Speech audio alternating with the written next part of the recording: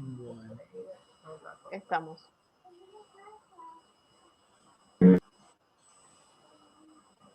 Bueno. Cuando te digo, ¿empezás a grabar? Estamos grabando ya. Bueno. Bueno, ¿qué tal? Buenas tardes. Bueno, ahora sí, comenzamos. Bueno, la idea es trabajar, yo diría, dos cuestiones básicas. Una es una mirada al contexto de intervención, que el otro día, en la primera reunión que tuvimos, conversamos en general. Hoy profundizar un poco más eso. Y después, desde el punto de vista teórico, trabajar el concepto de modernidad, que también mencionábamos como significativo, como para pensar la intervención. Y un tema, calculo que vamos a por lo menos sintetizar, que es que remite a una pregunta sencilla, o sea, ¿con qué trabajamos los trabajadores sociales? Es decir, ¿cómo ubicar los problemas sociales en lo que sería, digamos, un esquema de, de presentación, un esquema de trabajo y un esquema de construcción, y creo que es un esquema que nos puede servir para mirar la complejidad de los problemas sociales, cosa que no vamos a ver hoy, sino cuando analicemos el concepto de problemáticas sociales complejas. Así que bueno, serían como esos tres ejes para mirar. Uno es contexto, otro es modernidad, que es un tema bien teórico, pero creo que es interesante. Y el otro, como para redondear el final de hoy, trabajar lo que llamamos el lugar de la intervención y, bueno, con qué trabaja el trabajo social. Y una reflexión acerca de qué entendemos por problemas sociales. Así que bueno, vamos por ahí. En principio, cuando hablamos de contexto, si miramos América Latina, miramos el mundo, incluso eh, teniendo en cuenta que estamos en un contexto de pandemia que todos conocemos, digamos, hay elementos de base que tienen que ver con la pre-pandemia y que también tendrán que ver con la llamada post-pandemia, bueno, que están fuertemente presentes. Uno de ellos es la fuerte presencia del pensamiento neoliberal. Y eso creo que es interesante como para pensarlo no solamente desde el punto de vista económico, sino desde el punto de vista social, desde el punto de vista cultural, desde el punto de vista de la construcción de la vida cotidiana y también de la subjetividad, como hablábamos la semana pasada. O sea que la presencia del pensamiento neoliberal, el neoliberalismo no es solamente, como dije recién, una doctrina económica, sino que también es un fuerte constructor de subjetividad. Y también agregaría a esa construcción de subjetividad un elemento bastante intenso en la generación de fragmentación social. Es decir, que uno se puede preguntar, cuando hablamos de qué se fragmenta, cuando hablamos de fragmentación social, decíamos la semana pasada, los lazos sociales, bueno, el neoliberalismo tiene mucho que ver con esa fragmentación a partir de la idea de la meritocracia, por ejemplo, la idea de esa supuesta igualdad que se promete después de la caída del muro de Berlín en la década de los 90, y de, digamos, una corriente de pensamiento que se construye y se crea, se construye en la década de los 40 del siglo pasado, y aparece con mucha fuerza, sobre todo en América Latina, desde las dictaduras militares en la década de los 70, o sea que estamos hablando de un tiempo bastante largo de neoliberalismo, estamos hablando de décadas de neoliberalismo. Eh, entonces, para pensarlo desde el punto de vista de la intervención en lo social, diría, bueno, se introduce en la vida cotidiana en términos de fragmentación, se introduce en la vida cotidiana también en términos de incertidumbre, o sea que ahí ya hay dos padecimientos nuevos que surgen a partir de la irrupción violenta, en el caso de nuestro país y en el caso de los países de América Latina, del neoliberalismo, como doctrina económica, política, cultural, diría yo, y social.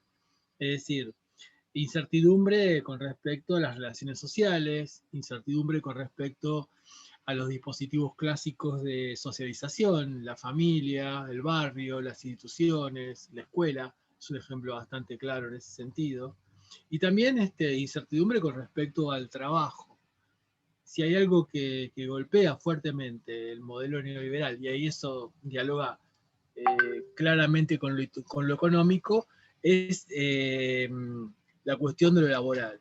De ahí que algunos autores en los 90 planteasen el concepto de, que algunos criticaron mucho, de nueva cuestión social.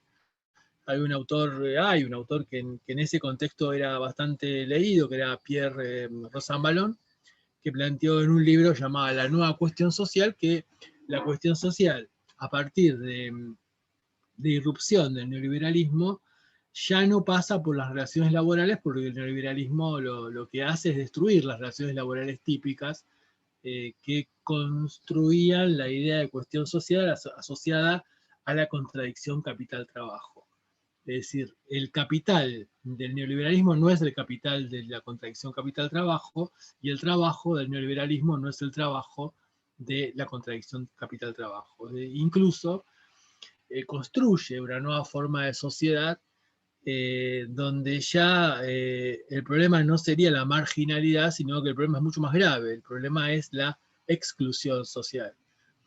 Y la necesidad de pertenecer hace que acepte cualquier condición de trabajo, que es lo que podemos ver hoy en la cotidianeidad y en el debilitamiento de los movimientos sindicales. Por ejemplo, si uno los compara en la actualidad con respecto a lo que eran en la década de los 70. Eso es bastante claro si miramos la Argentina.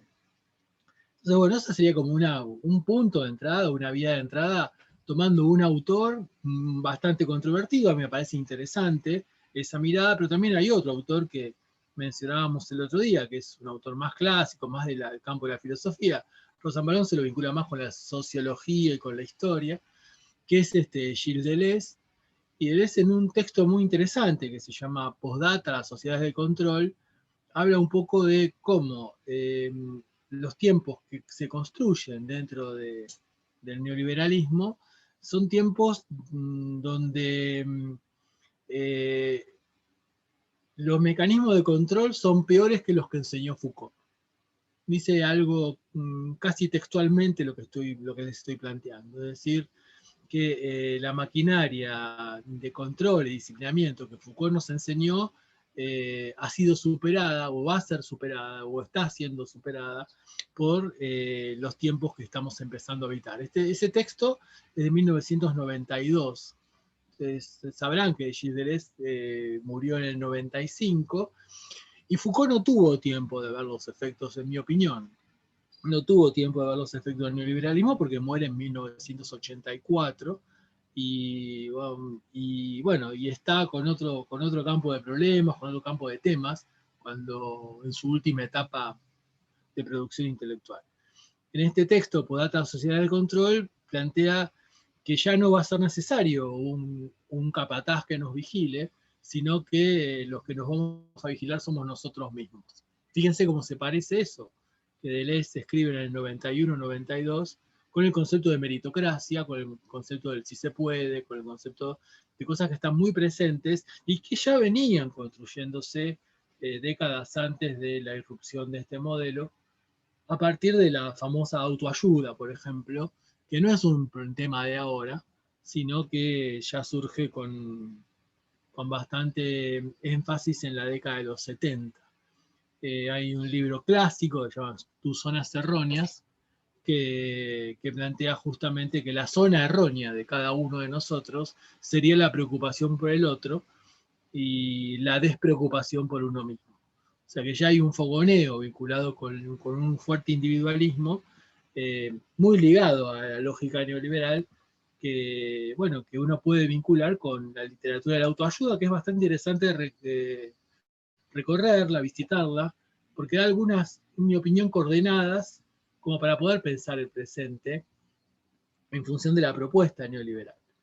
Entonces, eso va a generar mucha angustia, incertidumbre, es decir, nuevas formas de dolor, digamos, de padecimiento. O sea, el desempleo va a ser una nueva forma de padecimiento, y sobre todo el desempleo en el ámbito urbano. O sea, uno va a ver durante la década de los 90, por ejemplo, con bastante claridad, y un poco antes también, cómo se desmoronan todos los sostenes de empleo de una manera rápida, por ejemplo, el conurbano bonaerense, el famoso cierre de fábricas diarios en ese contexto, cosa que ya se venía haciendo desde la dictadura militar.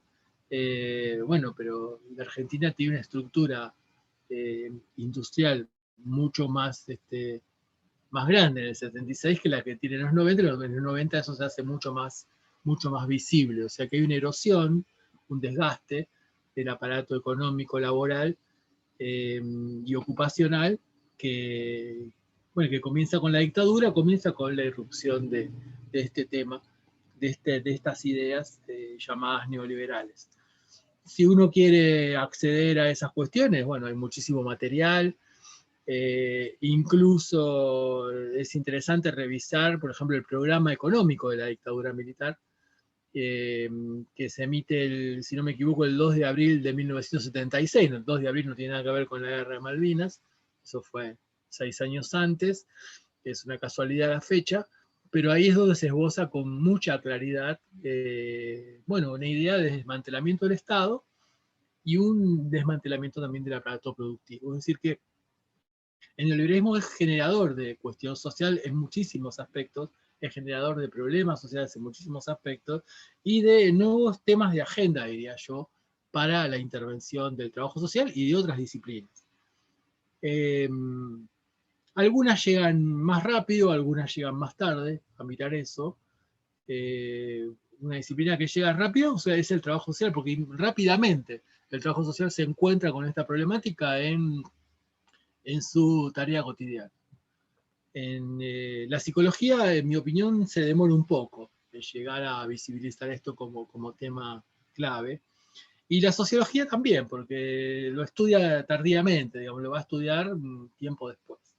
Entonces, bueno, sería una caracterización muy rápida del neoliberalismo en líneas muy generales. También la idea de construcción de subjetividad, y me parece clave el concepto de incertidumbre. Es decir, no sé qué va a pasar con el futuro, no sé qué va a pasar con mi futuro. Entonces las cosas empiezan a tener otro sentido. O sea, ¿para qué voy a la escuela si no sé si va a tener alguna utilidad mi título secundario? O si va a tener alguna actividad y utilidad estudiar una carrera universitaria. Tengo incertidumbre con respecto a que tengo trabajo, pero no sé si va a seguir teniendo trabajo. Tengo incertidumbre con respecto a que tengo vivienda, estoy pagando el alquiler, pero no sé si lo voy a seguir pagando. Es decir, toda esta cuestión que lleva a una, filosóficamente hablando, a una idea de vivir intensamente el presente, que es típico de lo que vino después de la irrupción del neoliberalismo, bueno, se vincula también con estos fuertes cambios que existen, bueno, en este contexto, y también algunas cuestiones bastante fuertes que golpean los parámetros, yo diría, más firmes de la concepción de modernidad. Por eso nos interesa vincular contexto, neoliberalismo y también modernidad, ¿no? O sea, la idea de cuidado de uno mismo tiene una caracterización dentro del pensamiento moderno ilustrado y tiene otra caracterización dentro del pensamiento neoliberal. Es decir, en el primero, el pensamiento moderno ilustrado, hay una idea de sociedad y el pensamiento neoliberal no hay sociedad. Incluso para decirlo rápidamente, o sea, por no plantearlo tan teóricamente, diría, si hay tres elementos, creo que mencionábamos la semana pasada, que son fundacionales del periodo moderno ilustrado europeo, pero que también repercute fuertemente en América Latina y que se relaciona con las independencias de América Latina, que es el impacto que va a tener que tuvo la Revolución Francesa, o que va a tener durante el siglo XIX la Revolución Francesa. Uno asocia rápidamente la Revolución Francesa con nuestras independencias, por ejemplo, con la independencia, con la Revolución de Mayo, por ejemplo. Hay algunas coordenadas, no exactas, pero sí las hay. Uno podría vincular el pensamiento de Moreno con el de Rousseau, por ejemplo, pero eso sería para otro momento.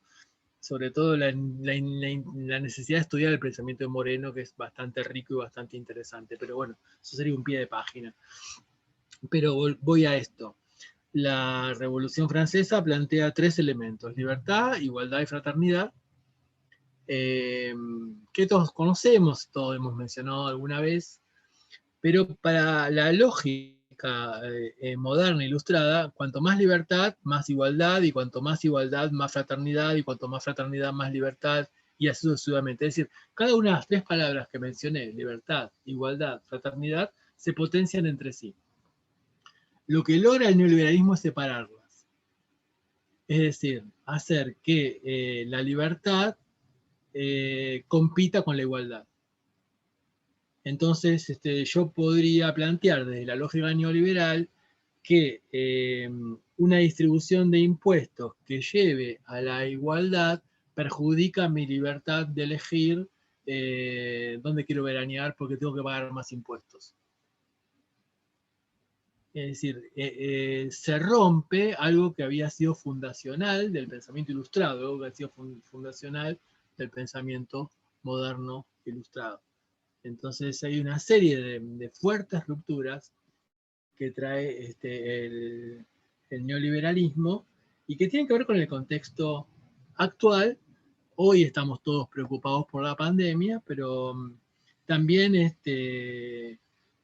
nos encontramos con discursos justificativos de la desigualdad, discursos justificativos de la codicia, una exaltación de la desigualdad, una exaltación de la codicia, digamos, en mucha expresión estética, en mucho discurso periodístico, en mucha... Bueno, expresión estética me refiero al cine, a la literatura, a la televisión, la plástica, el teatro, etcétera. Por supuesto que hay una contrapropuesta a eso, por supuesto que hay una resistencia a esa forma de pensamiento, pero esta forma de pensamiento, llamémosle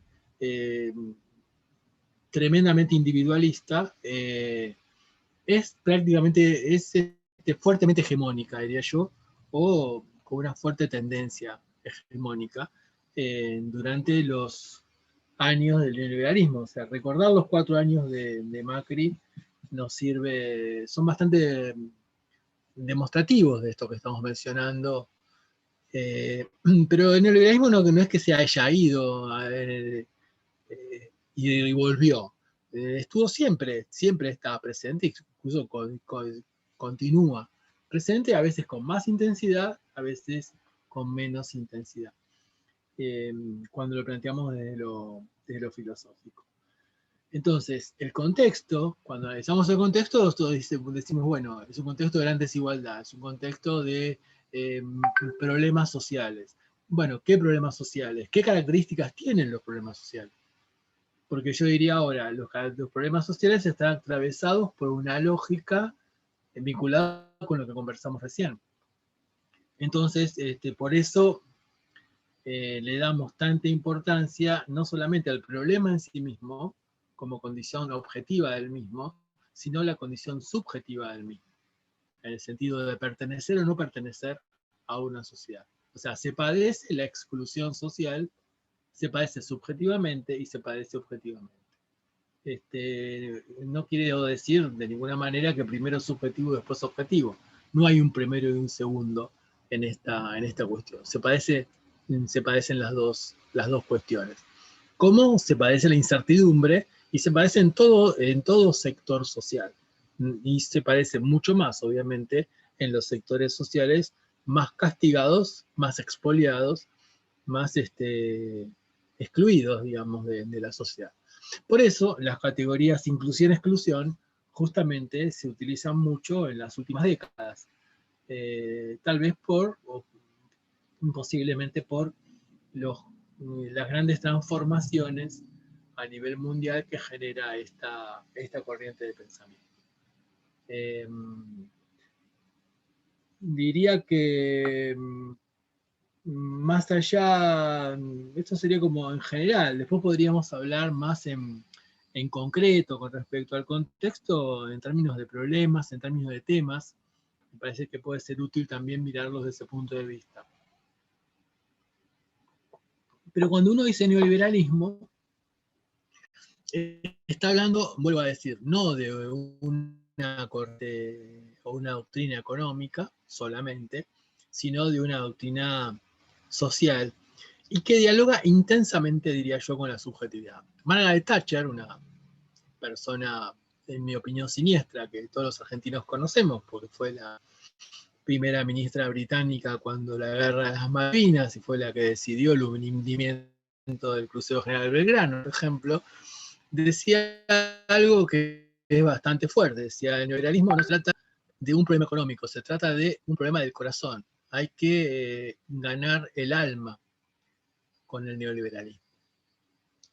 Y algo de eso logró esta corriente. Y esta persona, Margaret Thatcher, junto con Ronald Reagan, son los, digamos, líderes, por llamarlo de alguna manera, del mundo occidental en la década de los 80, donde esto tiene un gran auge.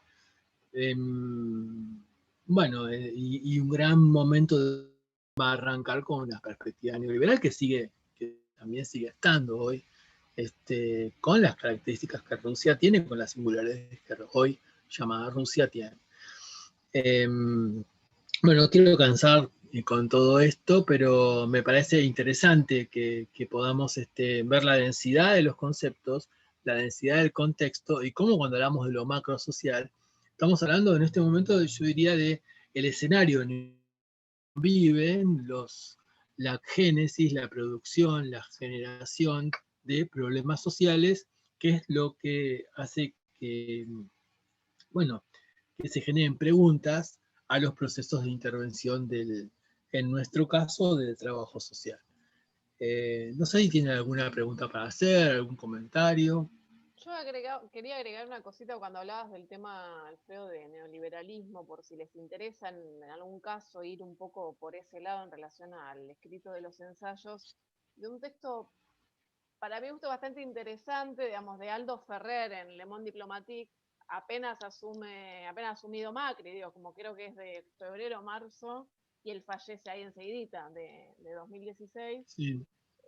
Porque lo que hace es un poco esto que decías, obviamente, digamos, hablando de todo, digamos, la sucesión de gobiernos en Argentina, en esto de que el neoliberalismo no solo no es algo nuevo y tampoco es algo que se haya ido, y lo que hace es, en clave histórica, porque es obviamente la mirada que Aldo Ferrer tenía, me parece que es interesante por si alguno o alguna quiere ir un poco en el escrito y le viene bien, también tenemos, digo, para aportar ese texto, me parece que es interesante.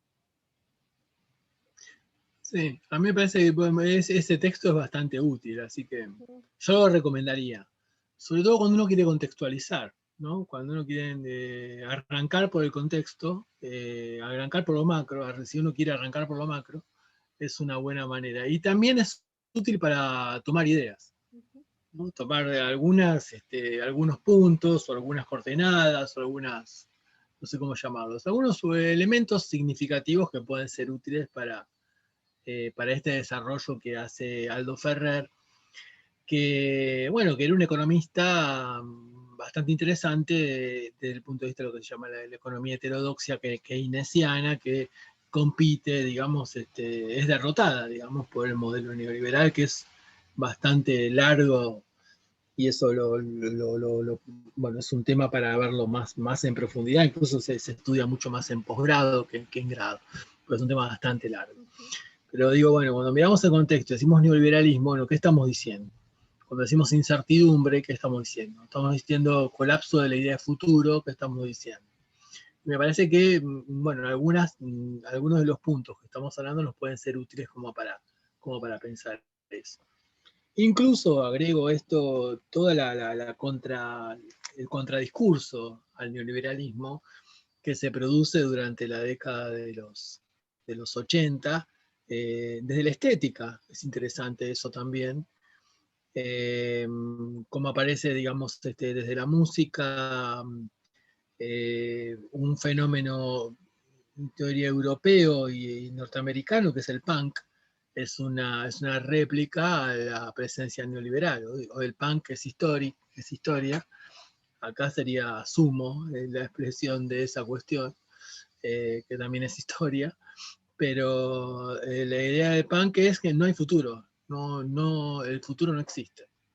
Si ustedes miran las letras de los Sex Pistols, van a encontrarse, busquen algún tema de los Sex Pistols y busquen los subtitulados si no conocen inglés, y van a ver que todo el tiempo se hace referencia a una ausencia de futuro. Y si no hay futuro, no hay pecado, dice uno de los temas de los Sex Pistols. O sea que si no hay futuro, todo vale. Entonces no hay ley, no hay reglas. Es una de las características que también golpea mucho dentro del campo de la vida cotidiana actual, ¿no? Es decir, un mundo donde cada uno arma su propia ley. Pero bueno, o digo esto como ejemplo y cortamos con esa cuestión, la idea de futuro, vuelvo a la idea de futuro, pero desde tu punto de vista, piensen en cualquier película de ciencia ficción que hayan visto en su vida, digamos, y siempre el futuro aparece como un lugar muy incómodo para habitar.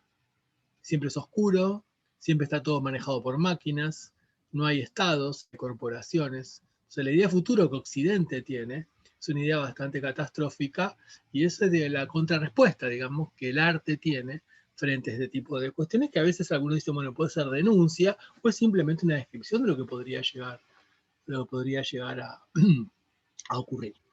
Pero bueno, y lo que se pone en cuestión, justamente, me parece interesante, es con el neoliberalismo, es la modernidad.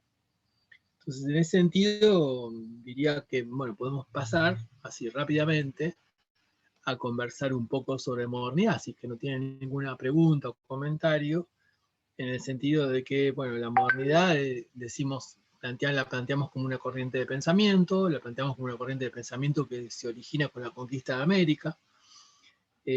Como dijimos el otro día, el martes, Enrique Dussel plantea que no es casual que la modernidad surja en ese momento por la necesidad económica que la modernidad va a tener de recursos que los va a obtener de América. Eso lo mencionamos el martes pasado, pero también desde el punto de vista del campo de las ideas, ¿no? Es decir, la modernidad también construye un justificativo de dominación. La modernidad también construye una forma de pensar lo racial, que sería obviamente racial entre comillas, porque las razas no existen, todos pertenecemos a la misma especie, por más diferencias en el color de piel, la apariencia que tengamos.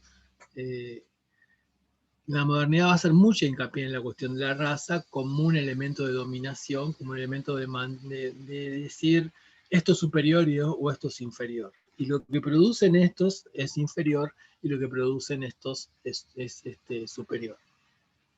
Incluso la modernidad va a plantear, digamos, este discurso binario que hoy es bastante criticado, como decíamos el martes, creo también, por los feminismos actuales.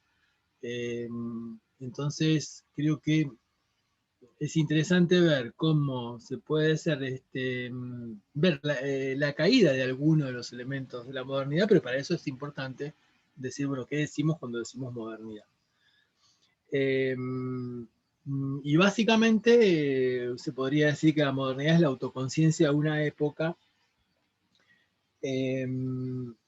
que se considera a sí misma como la transición entre el pasado y el futuro. La modernidad habla del presente, pero también habla del pasado y habla del futuro. Es decir, ve el pasado como algo superado y ve el futuro como algo que va a ser mejor. Ahí ya tenemos un punto de crisis con lo que planteábamos antes. Entonces la palabra porvenir, por ejemplo, connotada como algo positivo. O la palabra progreso, que sería como el motor de la modernidad. Es decir, el progreso nos va a traer una mejor vida. Hoy todas estas cuestiones empiezan a estar en discusión, porque si el progreso que nos trae calentamiento global, podrán decir algunos, o clonación de personas, o megaminería, o falta de agua, o bueno, problemas conectados con la concentración de las hojas, si miramos la Argentina, Entonces, los agrotóxicos que se generaron y la posible mutación de semillas que hoy hacen que Argentina sea el país, que uno de los países con mayor producción de soja a nivel mundial, es un producto del avance de la modernidad, es un producto del avance de la ciencia que trajo más perjuicio que beneficio. Tanto a la tierra como a quienes las habitan, como a las economías o a los que habitamos este país. Entonces, digamos que el neoliberalismo lo que trae es una fuerte disrupción, diría yo, de las bases del pensamiento moderno, como decíamos antes, las bases del pensamiento ilustrado, que, bueno, que se expresan claramente en la Revolución Francesa. Por otro lado, para mirarla desde el punto de vista, digamos, en secuencia histórica, uno podría plantear que hay distintas etapas en el pensamiento, sobre todo occidental, que es el que se impone a nivel mundial. La modernidad arranca con el Renacimiento, luego del Renacimiento viene la etapa del Barroco, que es la etapa de más, yo diría, apogeo de la conquista española y de la colonia española. Luego del Barroco vamos a encontrarnos con la Ilustración, que es de la etapa del crecimiento de la ciencia, que ahí es donde uno puede encontrarse el auge de la lógica cartesiana y la aparición de las disciplinas, como hablábamos, por ejemplo, las disciplinas que intervienen en lo social, como la pedagogía, la psicología, mejor dicho, la psiquiatría. La psicología va a aparecer mucho después, la psiquiatría, o la medicina tal como la conocemos ahora. Y luego la Ilustración va a caer como corriente de pensamiento y va a seguir estando, va a aparecer el romanticismo, luego el naturalismo y el positivismo. Son nombres que hablan de épocas, que son nombres de 400 años, pero todos dentro del marco de la modernidad. Y siempre lo interesante es que cuando cae uno, aparece el otro. Aparece otro, y ese otro que aparece es como una contrapropuesta a lo que se estaba diciendo.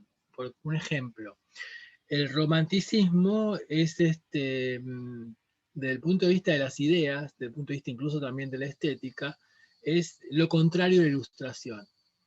Y la ilustración es lo contrario al barroco.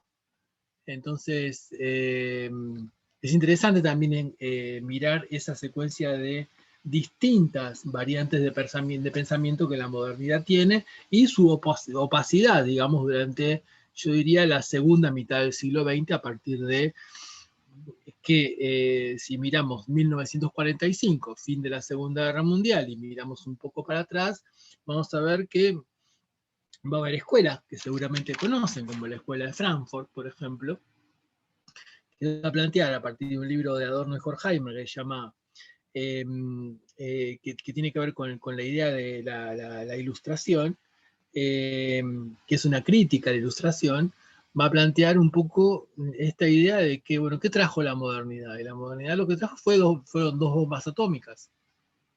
La modernidad trajo campos de exterminio.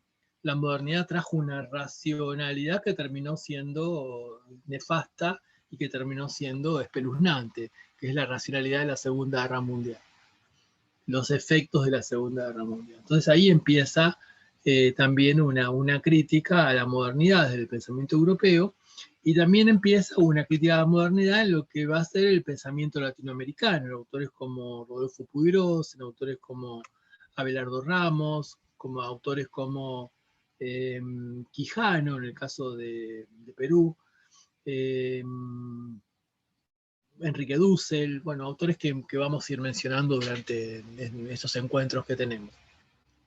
Es decir, que también van a poner en cuestión esta idea de que la modernidad resolvía todo y que el porvenir era el triunfo del progreso, el triunfo de la civilización, y que, bueno, la ilustración, o sea, la civilización iba a derrotar a la barbarie, se va a crear esa falsa dicotomía entre unos y otros, y la civilización termina siendo la expresión de unos que someten a otros.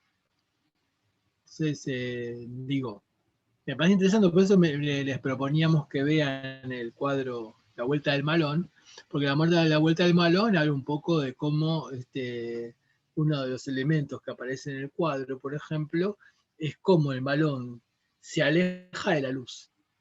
Si hay algo interesante, es el fondo del cuadro, van a ver una especie de incendio, una iluminación de la pampa, y es decir, cómo los indios que atacaron a los civilizados, entre comillas, están escapando de la luz y se están metiendo en la oscuridad. Y se están robando algo de la luz, y algo que se roban es una mujer, son las cautivas que tienen Profe, tanto la literatura argentina. Sí, perdóname, sí, Candelaria, te escucho. acá conseguí, me cambié el teléfono para tener audio. Bueno. Justo que lo mencionabas, la simbología de que se llevaban la cruz, el cáliz, la Biblia también, Sí. todos elementos de la religión católica. Eso me llamó mucho la atención. Sí, elementos que habían sido útiles para la civilización. Si ven el video, bueno, si lo ves de vuelta o lo viste, seguramente hay algo que se plantea, que el mundo de 1892, que es el año de que se escribe, que se pinta el cuadro, es un mundo, la Argentina es un país que trata de romper su raíz clerical. Es muy interesante lo que está ocurriendo en Argentina en ese momento, pero reconoce en la iglesia su capacidad civilizatoria. Por eso, si recordás, en el cuadro, el eje del triángulo, que da el número áureo, pasa por el cáliz que está robado, entre comillas, y que está en el caballo del indio que se lo está llevando y que lleva también a la cautiva.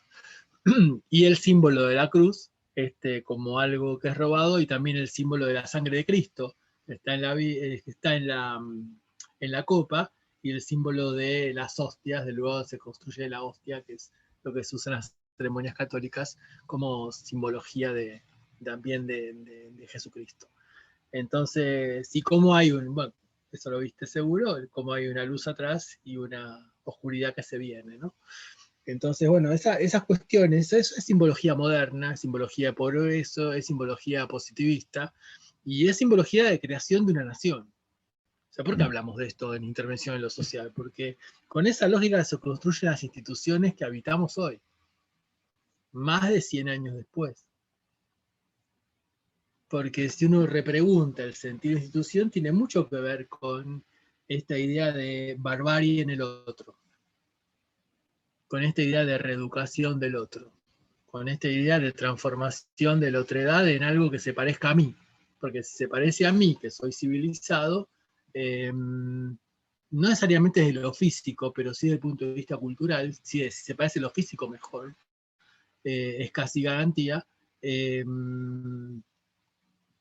Bueno, esa persona va a resolver sus problemáticas sociales, por decirlo de alguna manera, muy rápida y muy grosera. Entonces, la construcción del Estado Nacional argentino tiene mucho que ver con esta lógica de, incluso mentirosa. Eso, si viste el video, seguramente recordarás que es bastante, ¿cómo decirlo? Bastante engañosa. O sea, aparece cabezas cortadas cuando los indios no cortaban cabezas. Incluso eran los blancos los que cortaban cabezas. Eran los unitarios y los federales los que cortaban cabezas. No eran los indios no tenían esa costumbre. Los tehuelches, ni los pampas, ni los mapuches no tenían la costumbre de cortar cabezas y aparecen cortando cabezas. O sea que se construye también toda una falacia histórica que va a estar en los libros escolares y que va a formar un poco la lógica constitutiva que vamos a aprender en la primaria, en la secundaria, incluso en la universidad.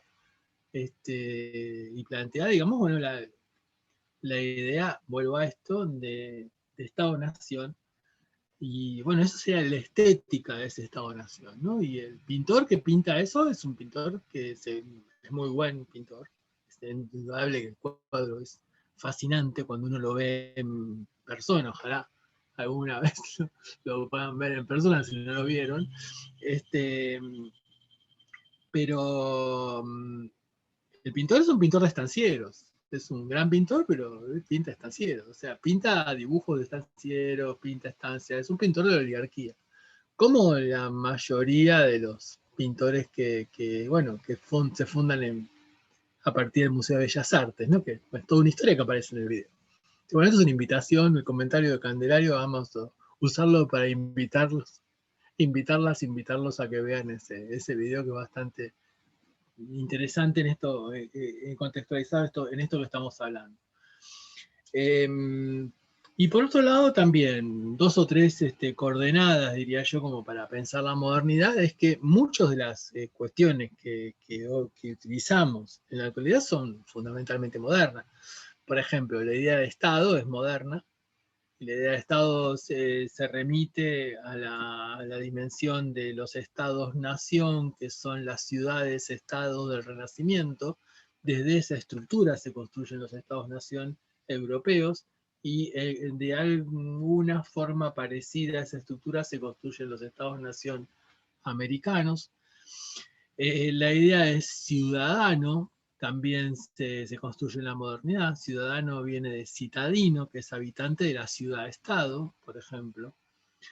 El concepto de contrato social es un concepto moderno, es decir, ya pactamos entre nosotros y nuestras leyes no son las leyes de Dios, sino son las leyes que construimos desde la humanidad.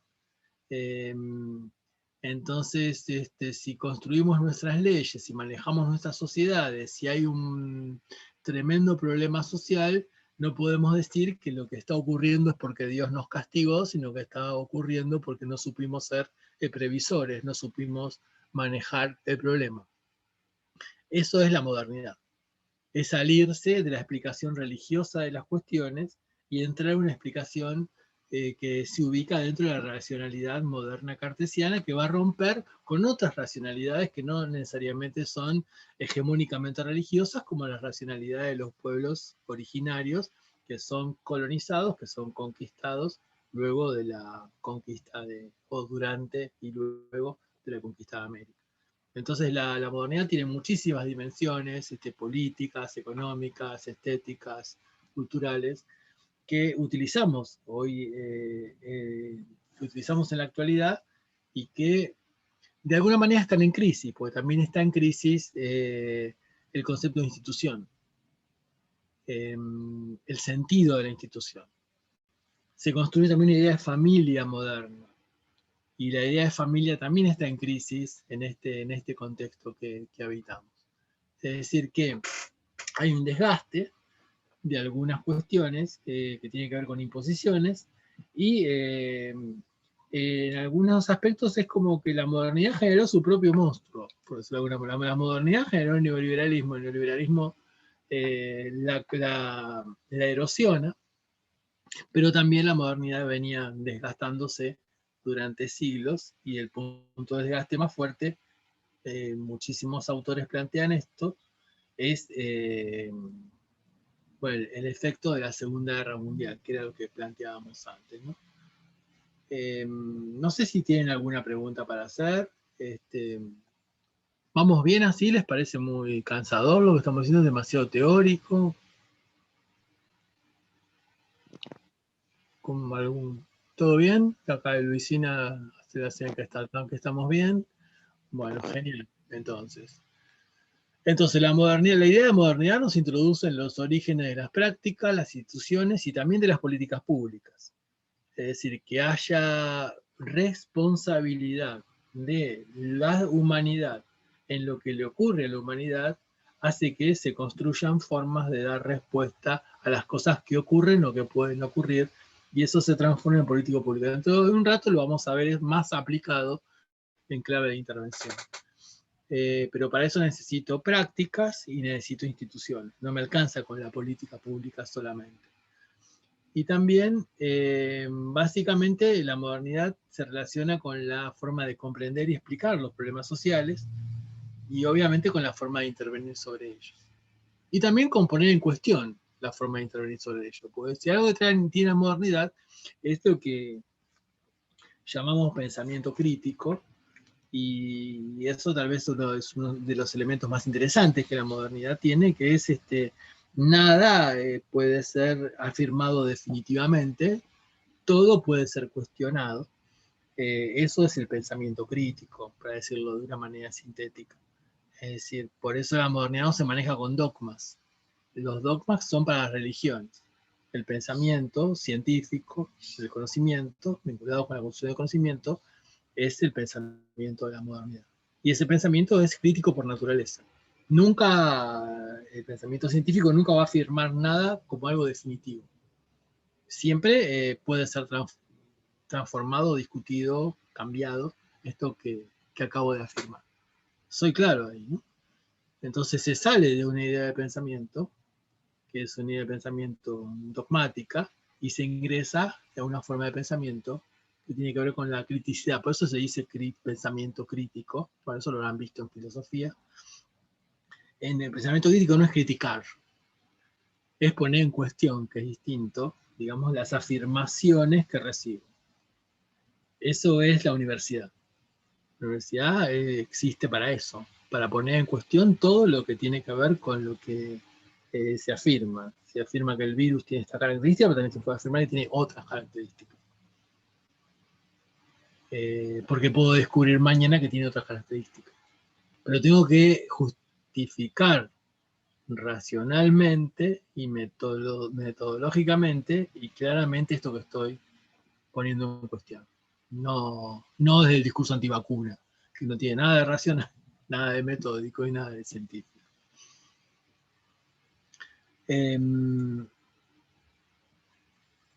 Y por otro lado, la palabra moderno, ¿no? La palabra moderno se refiere, como decíamos antes, a algo que supera el pasado y que me prepara para el futuro. Esa definición es más o menos la que usa Jürgen Habermas, autor que seguramente conocen por teoría social. Entonces podemos hablar de dos dimensiones básicas que nos sirven como para pensar la intervención. Una de ellas es la dimensión social, que es la dimensión que me habla de individuo, incluso de individuo no hablé. Es decir, para que haya sociedad tiene que haber individuos que pacten entre sí. Entonces la noción de individuo es una noción moderna. Si no hay individuo, no hay ciudadano. Si no hay ciudadano, no hay quien pacte con otro. Si no hay ciudadano que tenga un nivel de igualdad. Los niveles de igualdad van a tener cierto devenir histórico y van a tener que ver con fuertes luchas sociales, porque en un momento los iguales van a ser unos y en un momento los iguales van a ser otros. Y otras, ¿no? Las mujeres en Argentina votan a partir de 1950, por ejemplo. Entonces no estaban en la misma condición de igualdad que los hombres. Incluso si vamos 100 años atrás, para formar parte del cabildo había que ser propietario. Entonces los que no eran propietarios no podían tomar decisiones acerca de lo que ocurría en la ciudad antes de la Revolución de Mayo. La Revolución de Mayo lo que va a traer es una idea de igualdad que después va a ir increciendo, por decirlo de alguna manera, a partir de las luchas de independencia, etc. Entonces, por eso llama la atención, ¿no? Cuando el gobierno de la Ciudad de Buenos Aires habla tanto de vecinos, porque a mí me asusta un poco eso, porque vecino es el que tiene propiedad. El vecino del lenguaje colonial, del lenguaje de la colonia española, es el que es propietario. El que no es vecino, no es, o sea, el que no es propietario no es vecino, y si no es vecino no puede opinar. En el cabildo no podía votar, no podía sentarse en el cabildo. Incluso se compraban los asientos en el cabildo porque había gente que no tenía propiedad, pero que había tenido mucho dinero por el contrabando. Buenos Aires, si uno se pregunta por qué crece tanto económicamente en el principio del siglo XIX, la única explicación que uno encuentra es el contrabando, porque no hay oro, no hay plata, no hay grandes riquezas como en Lima o como en Potosí. Entonces, Buenos Aires se transforma en la gran boca de entrada de todo aquello que España impedía comerciar hacia todo el resto de América Latina, sobre todo de Sudamérica y sobre todo el Perú, que era fuertemente, el Alto Perú, que era muy rico. Entonces, muchos comerciantes compran puestos en sillas en el cabildo y, bueno, y eso también produce una transformación, entre comillas, si quieren, de la sociedad porteña del 1800. Estamos hablando, nos fuimos muy para atrás. Entonces decimos dimensión social, y la relación de individuos, sociedad, la idea de problema social, la dimensión política, los estados-nación, la idea de ciudadanía, y también los derechos, ¿no? Uno dice la perspectiva de derechos. Bueno, la perspectiva de derechos tiene una historia, porque pasamos de derechos para unos a derechos civiles para unos y derechos civiles para más y después para un poco más, ¿no? Es decir, la ciudad-estado renacentista, si vamos a Europa,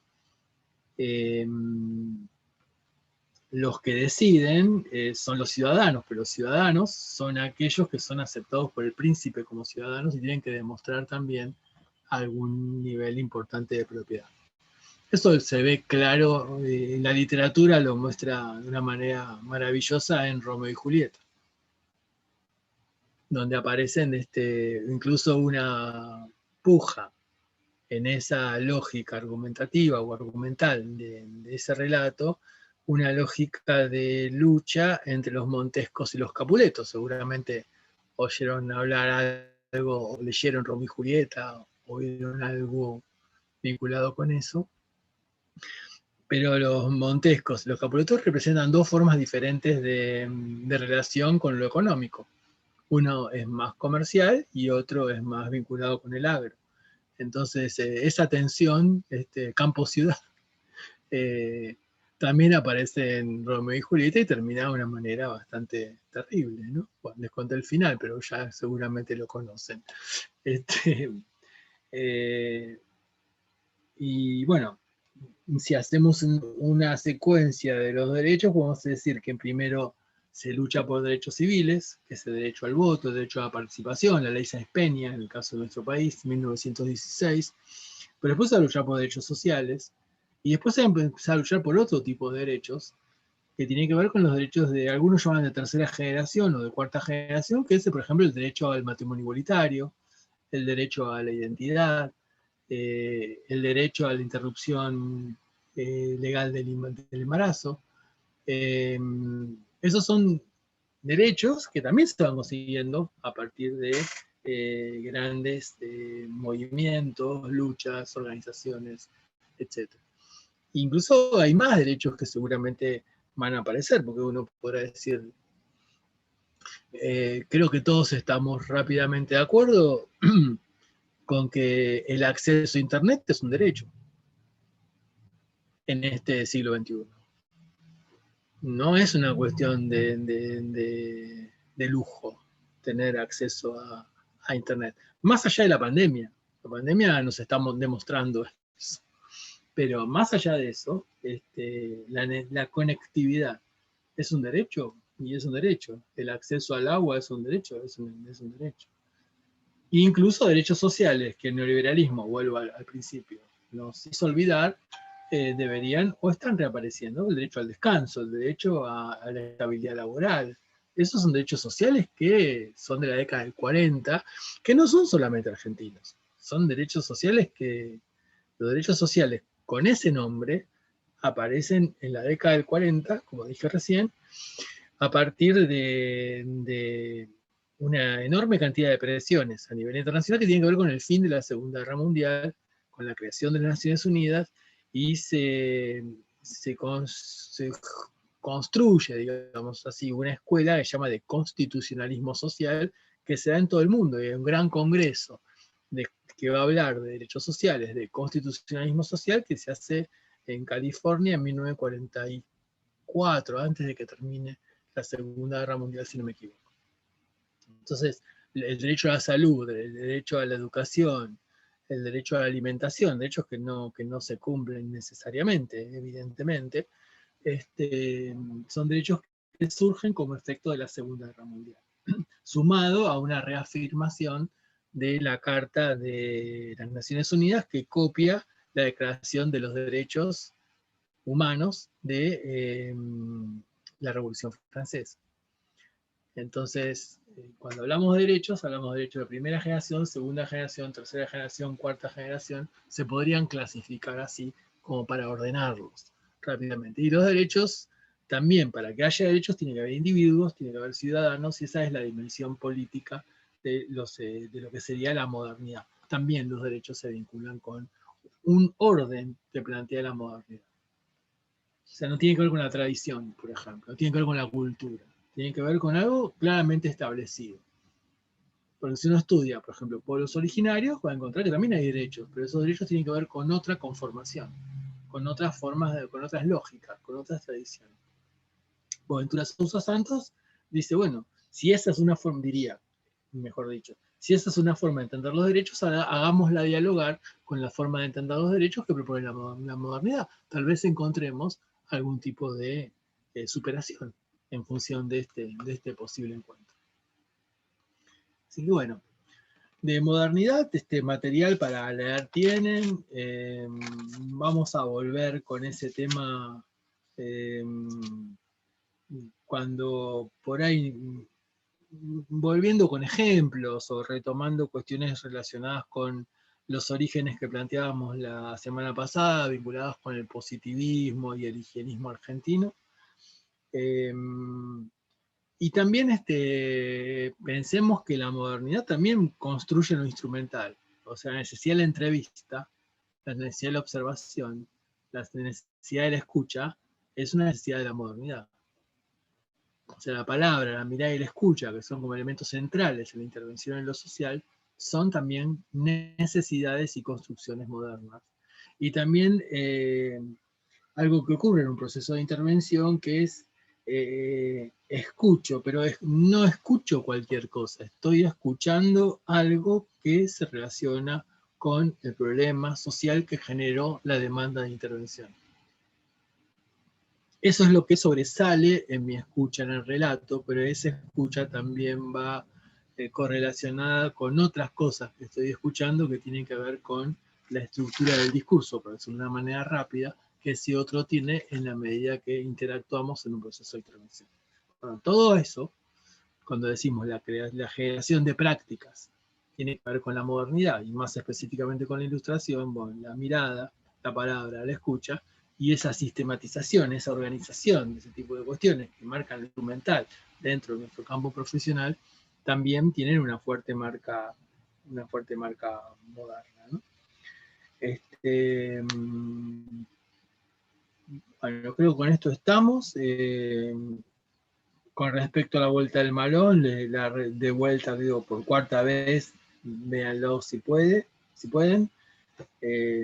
Yo tengo anotado acá como elementos que mencionamos recién, el tema de la luz y la oscuridad, la cuestión de la barbarie, ¿no? Lo que Santoro dice como medio en broma y hace recordar el libro nuevo que sacó Saborido ahora, que eso se llama Historias del Conurbano, que sería el primer episodio de inseguridad en el conurbano bonaerense, el Malón. La tensión campo-ciudad, la idea de desierto, que es bastante fuerte en el pensamiento argentino, en el pensamiento literario, en el pensamiento político. Está muy presente en Sarmiento, pero está muy presente en Mansilla, es decir, en la excursión a los indios ranqueles, que es mencionada, entre paréntesis, en el video. Y también algo que el video muestra, que es la justificación del exterminio, de la conquista. Y el otro como trofeo, ¿no? Que eso es algo bastante terrible, que, bueno, la Universidad de La Plata tiene digamos, es pionera como facultad de antropología, y el museo durante muchísimos años albergó huesos y cuerpos de caciques, por ejemplo, que recién fueron restituidos a partir de la reforma constitucional de 1994, y efectivamente a partir del año 2002 y 2003. Entonces, bueno, también habla de esa cuestión. Así que bueno, eso es comentarios, ya que lo vimos, el tema, ya lo vimos, mejor dicho, ya lo pusimos, el tema de la Vuelta del Malón. Bueno, ahora sí, haciendo rápido cambio de como si fuésemos un corte y volvemos con otro tema. La idea es ir a esto que les planteaba al principio, o sea, ¿con qué trabajamos los trabajadores sociales? Bueno, ahí podemos decir muchas cosas, pero básicamente yo diría trabajamos con problemas sociales. Eso lo mencionábamos el martes, con esta tensión o esta discusión que se puede plantear a partir de la diferencia entre problema social y necesidad. O, mejor dicho, la tendencia a intervenir sobre necesidades o sobre problemas sociales. Lo que muestra, digamos, la literatura de trabajo social y lo que muestra, digamos, la experiencia de la disciplina es que desde hace 30 años que el campo disciplinar reconoce que trabaja con problemas sociales que contienen necesidades. Entonces, si yo planteo que el trabajo social trabaja con problemas sociales, la intervención no es gestión de recursos, porque si no la intervención sería solamente resolver una necesidad, cuando en realidad la intervención es mucho más compleja que además de resolver necesidades. No estoy diciendo que no intente resolver necesidades o aproxime la posibilidad de resolución de necesidades. También planteamos que las necesidades que son producto de la desigualdad son un déficit de las sociedades que habitamos. Entonces, la desigualdad no la resuelve una disciplina, la desigualdad no la resuelve una política pública. Es decir, la desigualdad la resuelve la distribución de la riqueza. Eso decíamos el martes pasado.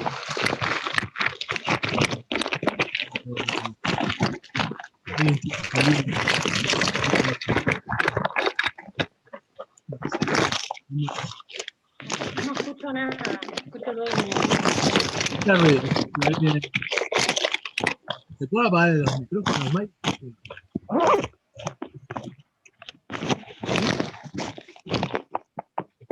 ¿Ahora se escucha? Ahora se escucha. Listo. Genial. Bueno, entonces vamos a trabajar con eso. Decimos, o sea, lo que estamos afirmando, es que trabajamos con problemas sociales. Los problemas sociales los entendemos como expresiones de la cuestión social. La cuestión social podemos... Alfred, perdón, te interrumpo. Estás vos como anfitrión. Porque a mí en un momento se me cayó la conexión. Poneme a mí así puedo silenciar. Vale. Deme un minuto.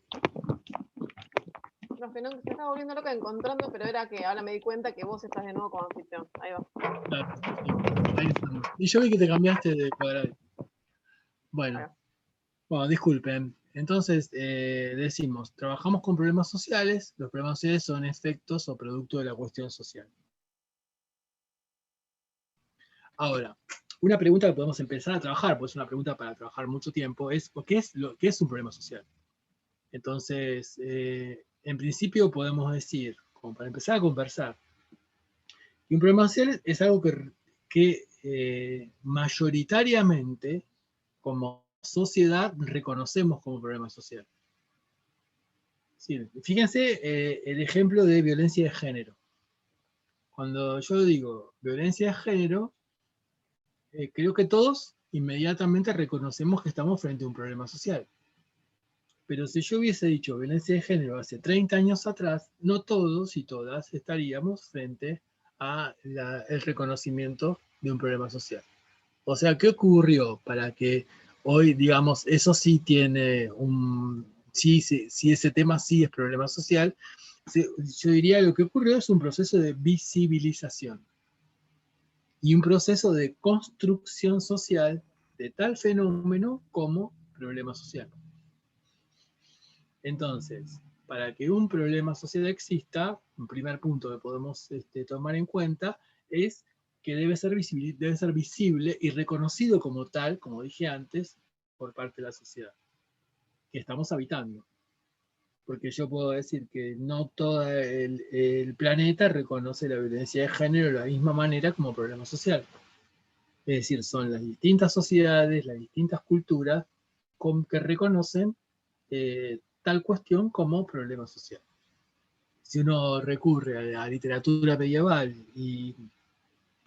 o más o menos medieval, no tan medieval, pero que sería el Lazarillo de Tormes. El Lazarillo de Tormes, si recuerdan, seguramente lo vieron en la secundaria, cuando uno estudia literatura española. El Lazarillo de Tormes hoy es un joven en situación de calle, pero para el contexto de la escritura de ese relato es un personaje más dentro de una localidad, de una ciudad española. Entonces no es visibilizado como problema social. Entonces también el tiempo, el espacio, la cultura y sobre todo los movimientos que se generan para que ese problema social sea visibilizado.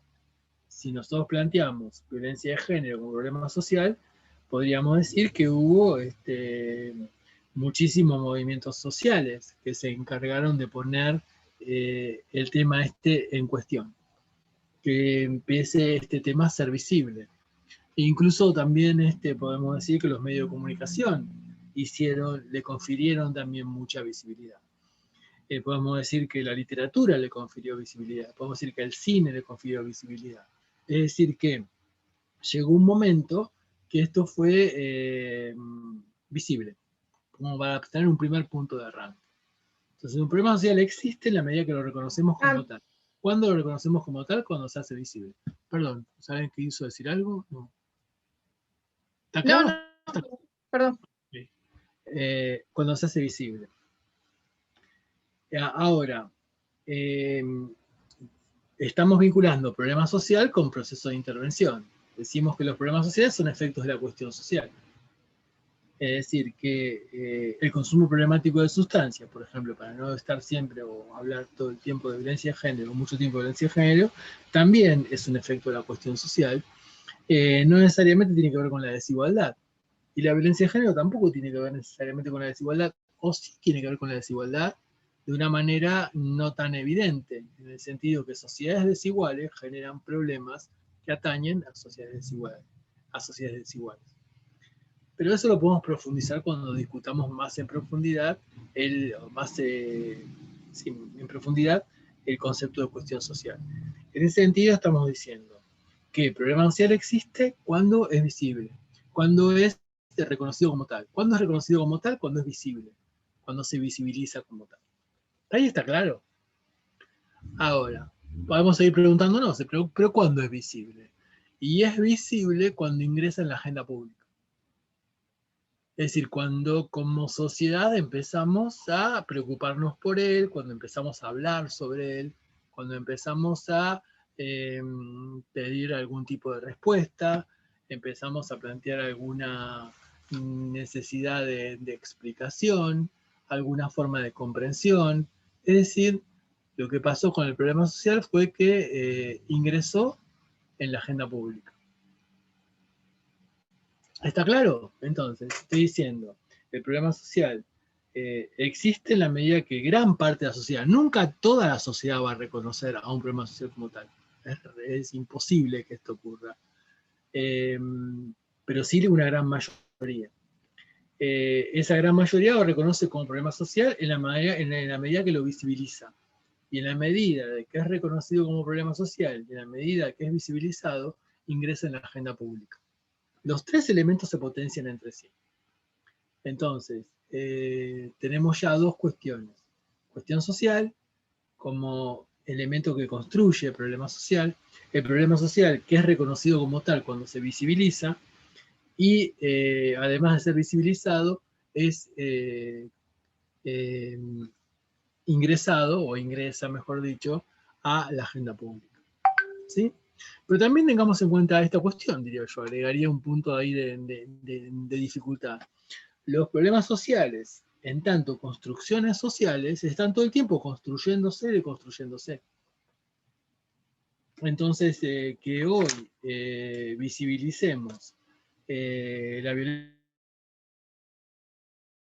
de género como problema social no quiere decir que dentro de 30 años se visibilice como problema. Puede ser que haya un retroceso, si me permiten usar la palabra esta moderna, que haga que la violencia de género no se visibilice como problema social. Porque todo tiene que ver con el propio devenir que tienen las sociedades y de construcción que las sociedades manteniendo. No sé si me explico. Fíjense, pensemos en otro ejemplo. Si yo digo, en la década de los principios de los 80, no hace tanto tiempo atrás, estamos hablando desde hace 40 años, digo, 1981, consumo de marihuana, estaría, mucha gente me diría, estás frente a un problema social. La persona que consume marihuana está frente a un problema social.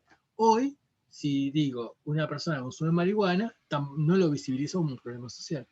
Entonces, hay procesos sociales que construyen y deconstruyen cuestiones a partir de avances políticos, geopolíticos, conceptuales, estructurales, propios de cada una de las sociedades. Entonces, fíjense que con esa cuestión que trabajamos los trabajadores sociales, que se llama problema social, como dijimos hace un rato, estamos frente a algo bastante complejo. Incluso cuando estamos trabajando con este problema social llamado, por ejemplo, violencia de género, siguiendo con los ejemplos que venimos dando, no estamos solamente trabajando con violencia de género, estamos trabajando con otra serie de problemas que rodean a ese problema. Eso es lo que ocurre en la intervención. No sé si soy claro ahí. Pues yo puedo estar trabajando con una persona que padece violencia de género, pero que también padece problemas habitacionales, y también padece problemas de alimentación, y también padece problemas de exclusión social, o padece problemas de estigmatización. Consumo problemático. Eso es lo que vemos cuando trabajamos. No vemos solamente un problema, vemos muchos problemas, tema a la vez. Generalmente la demanda surge por uno, pero cuando estamos abordando la cuestión, nos vamos visibilizando que esa cuestión es sumamente compleja y que dialoga todo el tiempo con otras.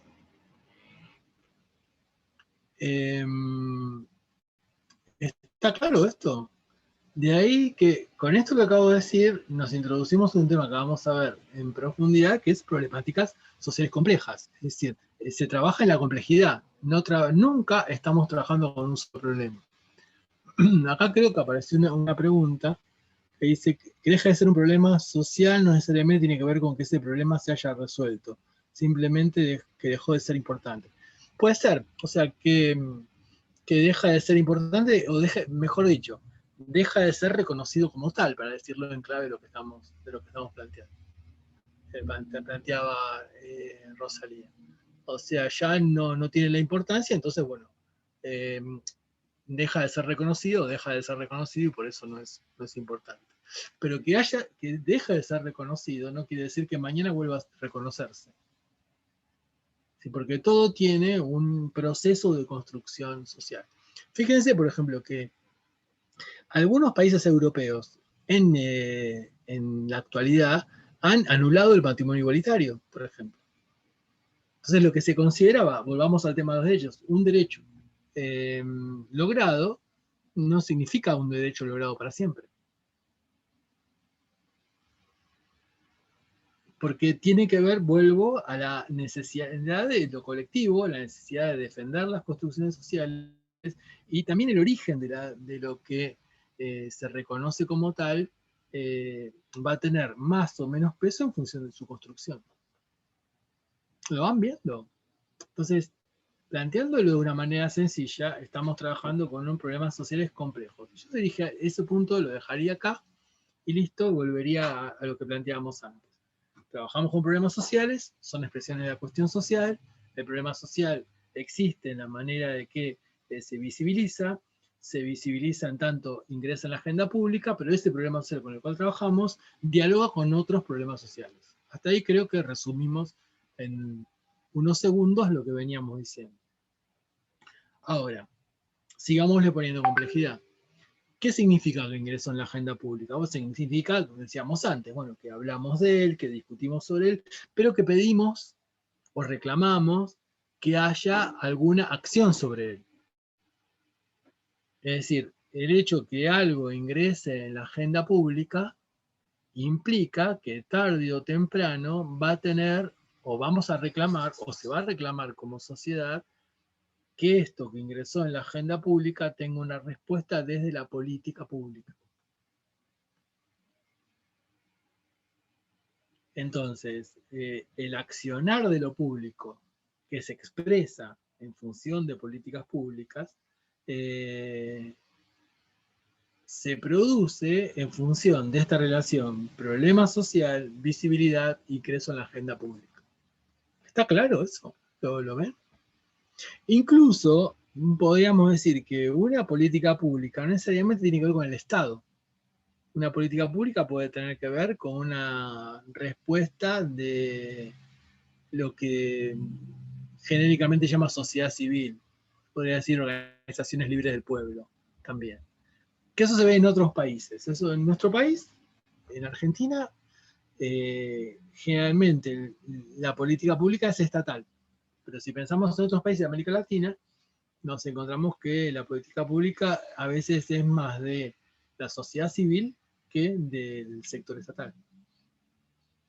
Y también se genera a partir de una visibilización del problema social. Hasta acá estamos. Entonces, hasta ahora dijimos que no es una política pública. Como hay temáticas que quizás logran ingresar en la agenda pública y se generan políticas públicas, y otras quizás tienen más resolución, como vos decís, desde la sociedad civil.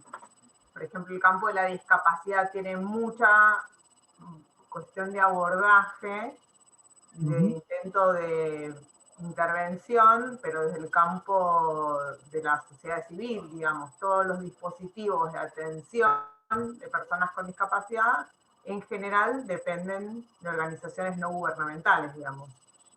El Estado da cierto soporte, pero si es un colectivo que me parece que ha logrado visibilidad y que tiene cierto reconocimiento, no ha logrado un espacio en la agenda pública que permita, por ejemplo, que alguien que no tenga cobertura pueda acceder a un centro de día, pueda acceder a distintos dispositivos de rehabilitación, que son hoy campo, digamos, de las organizaciones de la sociedad civil, las ONG, digamos. Perfecto. Ahí tienen, no sé si escucharon lo que planteaba Adriana, es tal cual. O sea, que sea política pública o que sea un accionar sobre lo público, no necesariamente significa que sea estatal. En el caso de nuestro país, en el caso de discapacidad, habría como que hacer una recorrida histórica, pero uno podría también encontrarse con que antes del desmantelamiento del estado de bienestar existía una mayor presencia de lo estatal en el desarrollo de políticas de discapacidad. Pero esto es historia, esto es hace 50 años atrás.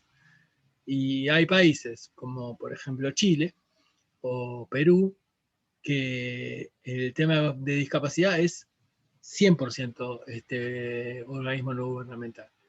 Incluso la organización de loterías, no sé si alguna vez lo habrán visto, se llaman Teletón, de loterías que juntan fondos para el desarrollo de políticas públicas, o sea, para una vez al año, al estilo Un Sol para los chicos, juntan fondos una vez al año para apoyar a estos organismos no gubernamentales que mencionaba Adriana. Me parece interesante que compartamos este concepto, siguiendo a la Adriana, y a lo que planteábamos antes. Es decir, que una política de política pública no significa que sea necesariamente estatal. Significa que plantea que se haga algo. Por ejemplo, en situaciones de violencia hay tanto público como ONG o sociedad civil, por llamarlo de alguna manera. En consumo problemático hay público y hay sociedad civil.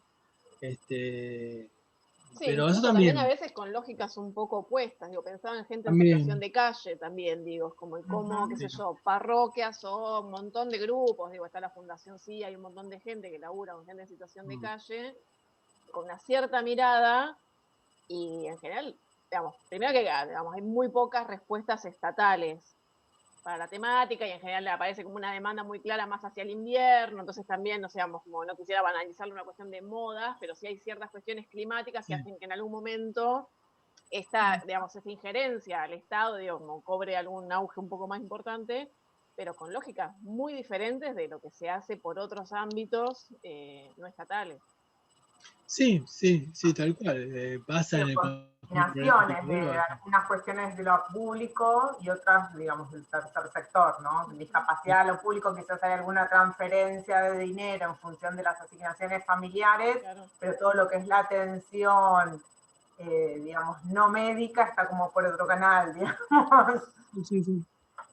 Bueno, me parece que bueno, con los ejemplos que estamos viendo, que están planteando Adriana, Maya, bueno, estamos planteando en general, bueno, creo que queda, no sé si lo ven, pero creo que queda claro que esta relación que estamos haciendo, cuestión social, problema social, visibilidad, agenda pública, política pública y alguna respuesta por parte de la sociedad en función de la resolución de ese problema social o la intervención sobre ese problema social. ¿Hasta ahí estamos? ¿Está claro hasta acá? Bien. Entonces, si está claro, podemos agregar un elemento más. Es decir, en la medida de que ya tenemos la visibilización del problema, ya tenemos ese reconocimiento, tenemos el ingreso a la agenda pública y que tenemos la política pública, que la que va a generar algún tipo de operación sobre el problema, vamos a ver que ese problema va a tener algún tipo de institucionalidad. Es decir, se va a construir alguna institución o se va a incorporar a instituciones que ya existen este tema que pasó por la construcción de problema, pasó por la agenda pública, pasó por la política pública y se institucionalizó. ¿Soy claro ahí? Y ahí, justamente, a partir de esa institucionalización, en términos de construcción de instituciones, no institucionalización desde el punto de vista teórico, se construyen dispositivos institucionales o se agregan estos temas a dispositivos institucionales ya existentes, ahí tenemos el lugar de la intervención. O sea, fíjense que cuando estamos trabajando en cualquier organismo, sea de discapacidad, por ejemplo que daba Adriana, sea de consumo problemático, ejemplo que daba yo, sea de violencia de género, ejemplo que dábamos también, o sea de lo que sea, siempre estamos trabajando con ese juego y estamos dentro de un espacio institucional que está de alguna manera, yo no diría condicionado, pero sí en diálogo con este juego de visibilidad, agenda pública, política pública, cuestión social. O sea, no hay una... La institución no es algo que estuvo siempre. La institución es algo que se construye a partir de algo. Y que va a tener importancia en la medida de que ese algo que la construyó sea importante. Y ese sentido que la construyó, en la medida de que siga estando, le va a conferir sentido a la institución y esa institución también nos va a poner una agenda de intervención. O una lógica interventiva. No sé si soy claro. Es decir, que la institución no es algo que está ahí y que se creó a partir del Estado-Nación, como dijimos antes, a partir de la generación del 80, algo que se creó a partir de un proyecto. Por supuesto que tiene que ver con eso, pero no es solamente eso. Es algo que todo el tiempo se está retroalimentando con las cosas que venimos conversando desde hace unos 20 minutos, media hora aproximadamente. Entonces, si uno se pregunta, ¿cuál es el lugar de la intervención? Tal vez algunas o algunos de ustedes lo estén viendo en sus prácticas en este momento. O sea, de acuerdo al lugar donde uno haga práctica preprofesional o donde uno esté trabajando, puede reflexionar o analizar el efecto de problema social, agenda pública, política pública y cómo impacta en la institución. Es decir, cuando un problema es reconocido como tal, se incorpora no solo a la agenda, para decir, usamos la palabra agenda, no solo a la agenda pública, sino a la agenda de las políticas públicas y a la agenda institucional. Y aparece también un nuevo campo de saber, por decirlo de alguna manera, que me interpela en la intervención. Es decir, y fíjense que esto es interesante como para pensarlo desde el punto de vista de la intervención del trabajo social. El trabajo social trabaja con preguntas que la práctica le hace a la teoría. El trabajo social no baja a la realidad para corroborar una teoría. O no baja a la realidad, lo digo peyorativamente, bajar. No va hacia la realidad para corroborar una teoría. No va hacia la realidad para construir una teoría. El trabajo social está en la realidad. Y desde ahí intenta dar respuesta a los problemas sociales que intenta resolver, interpelando a la formación teórica que tiene. ¿A qué sé acerca de esto? No sé si soy claro en ese sentido. Eso marca una gran diferencia de construcción de conocimiento y también, obviamente, instrumental y obviamente metodológica del trabajo social con otros campos de saber, como la sociología, por ejemplo, o la ciencia política. Si pensamos en carreras de la Facultad de Ciencias Sociales de la UBA. Incluso si vamos a los problemas sociales, la sociología estudia problema por problema. Salvo en algunas excepciones estudia la correlación entre problemas. Pero digamos que, llamémosle la, no sé qué palabra usar, la hegemonía que el pensamiento sociológico tuvo sobre el trabajo social, sobre todo durante la década de los 60, hace 50 años atrás, marca todavía que sigamos pensando problema por problema. Y marca todavía que cuando estamos interviniendo, armemos una serie de preguntas que no entendemos para qué las hacemos. Por ejemplo, si hacemos una historia social, hay que preguntar nombre, edad, ocupación, cobertura social, estructura del grupo familiar, qué hace cada uno de los integrantes del grupo familiar, cómo es la vivienda, acceso a la salud y aspectos económicos. Eso sería como la estructura básica de cualquier informe social. ¿Coincidimos? ¿Ahí lo ven eso? Digo, ¿sí? ¿Y por qué? Esa es la pregunta. ¿Por qué es útil saber la estructura del grupo familiar? ¿Qué edad tiene cada uno de los integrantes y de qué trabaja o qué estudia?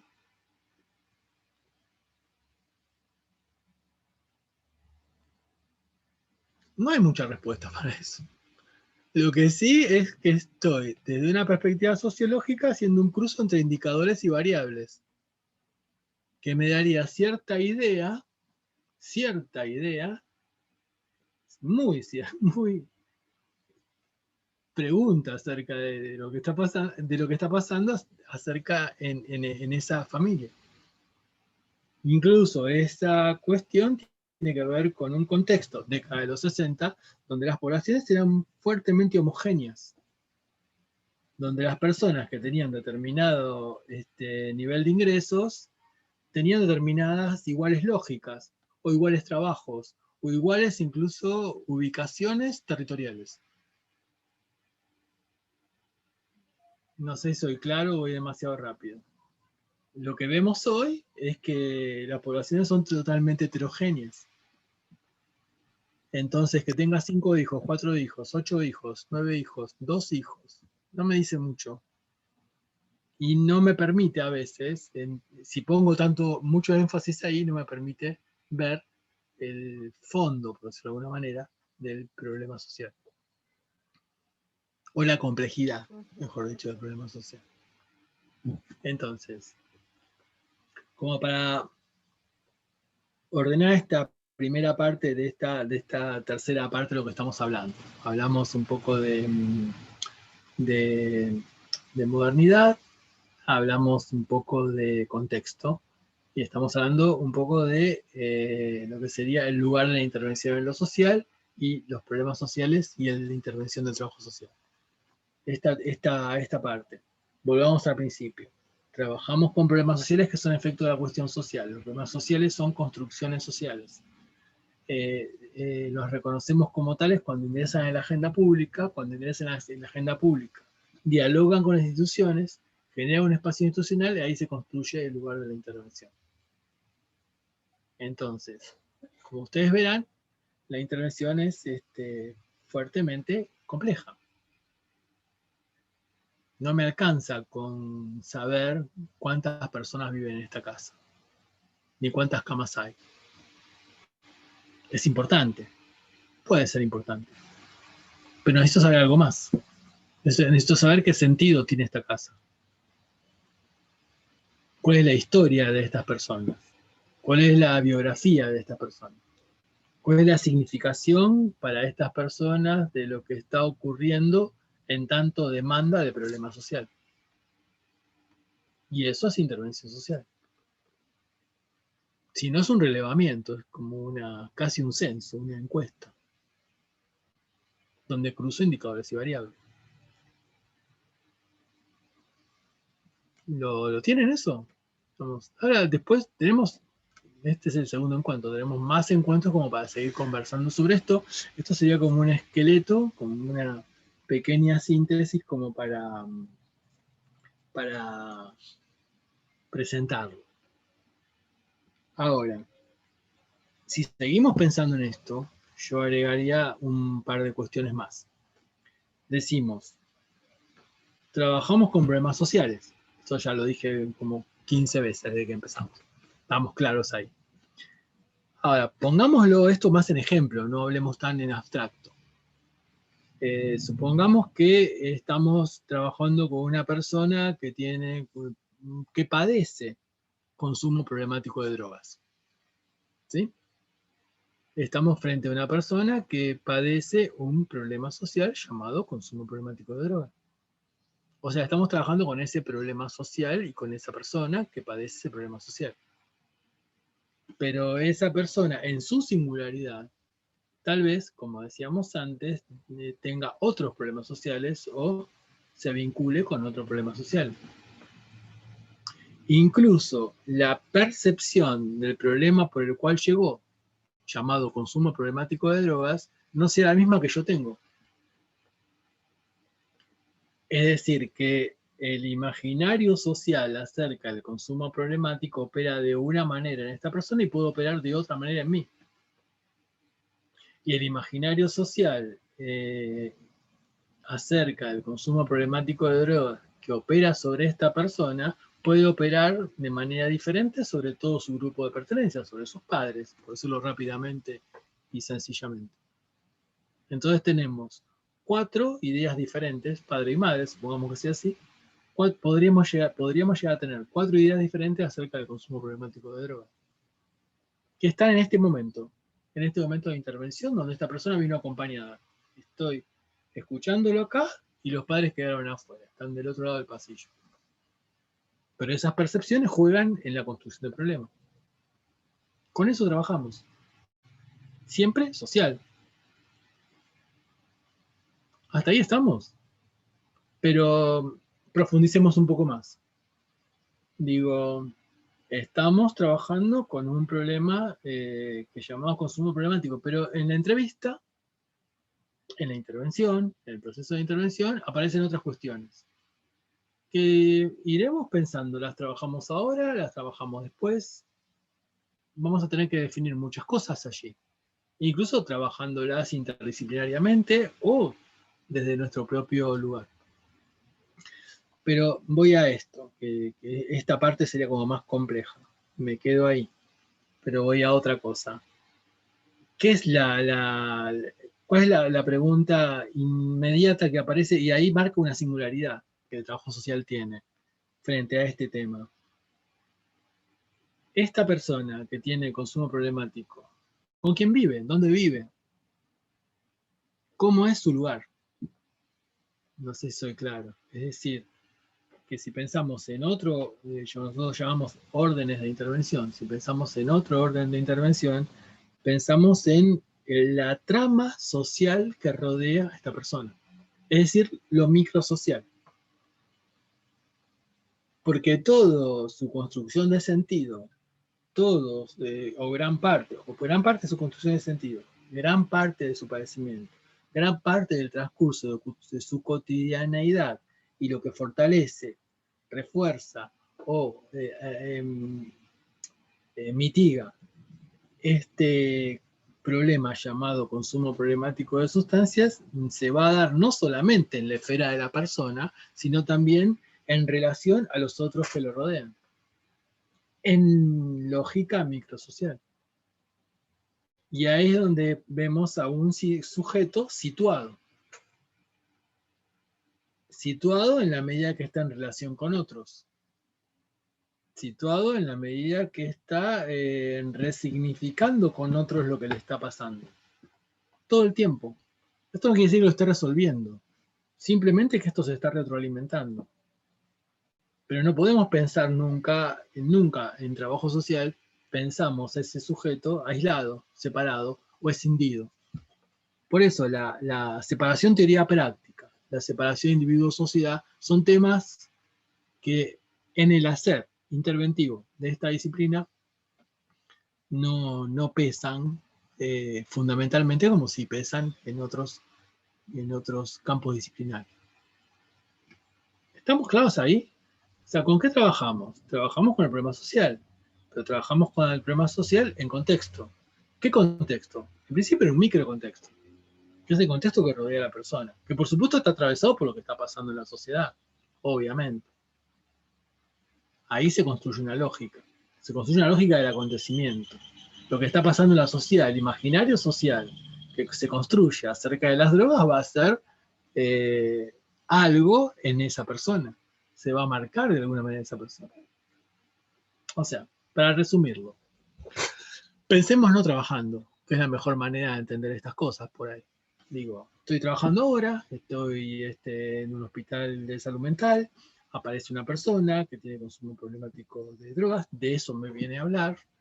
Entonces, la primera pregunta que me hago es, bueno, ¿qué significa? O sea, me estoy tratando de indagar acerca del problema.